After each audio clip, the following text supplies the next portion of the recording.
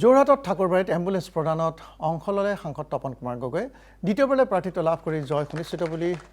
পুনৰ দোহাৰিলে গগৈ ৰাইজৰ উন্নয়ন আৰু বিকাশৰ পক্ষত আছো বুলি ক'লে গগৈয়ে উল্লেখযোগ্য যে তপন কুমাৰ গগৈৰ তৎপৰতাত অল ইণ্ডিয়াৰ দ্বাৰা যোৰহাটৰ মাৰোৱাৰী যুৱ মঞ্চক প্ৰদান কৰা হয় এখন ক্ৰিটিকেল কেয়াৰ এম্বুলেন্স এখন ক্ৰিটিকেল কেয়াৰ এম্বুলেন্স সকলো সা সুবিধা থকা এখন এম্বুলেন্স মাৰোৱাৰী যুৱ মঞ্চক যোগান ধৰিব লাগে তেওঁলোকে জনসাধাৰণে সেৱা কৰিবৰ কাৰণে সেই এম্বুলেন্সৰ জৰিয়তে ব্যৱস্থা গ্ৰহণ কৰিব মই কথা দিছিলোঁ যে মই 6-7 মাহৰ ভিতৰত এখন ক্ৰিটিকেল কেয়াৰ এম্বুলেন্স সকলো সা সুবিধা থকা আমাৰ খুব ক্ৰিটিকেল বেমাৰী ট্ৰিটমেণ্ট কৰিবৰ কাৰণে লৈ যাবৰ কাৰণে যি সুবিধা লাগে তেনেধৰণৰ সুবিধা থকা এখন এম্বুলেন্স মই মাৰোৱাৰী যুৱ মঞ্চক যোগান ধৰিম সাংসদ হিচাপে IOCLৰ তৰফৰ পৰা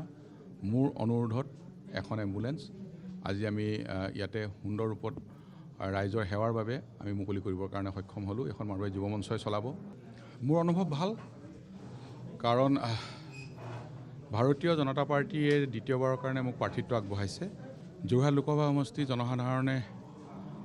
এইবাৰ ভাৰতীয় জনতা পাৰ্টীৰ প্ৰাৰ্থী হিচাপে মোক ইয়াৰ পৰা বিপুল ভোটত জিকাই পঠাব এই বিশ্বাসটো মোৰ আছে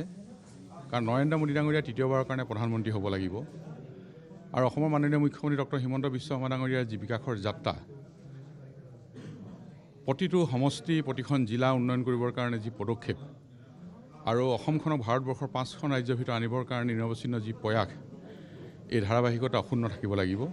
জনসাধাৰণৰ উন্নয়নমূলক কামবিলাকতো আমাৰ চৰকাৰে কৰি আছে প্ৰতিটো সমষ্টি উন্নয়নৰ কাৰণে আমাৰ চৰকাৰে কাম কৰি আছে 14 চনৰ আগৰ ভাৰতবৰ্ষ আৰু 14 চনৰ পিছৰ ভাৰতবৰ্ষ 16 চনৰ আগৰ অসম আৰু 16 চনৰ পিছৰ অসম আকাশ পাতাল পাৰ্থক্য দেখিব আজি জনসাধাৰণ একদম হাঁহি মুখে আছে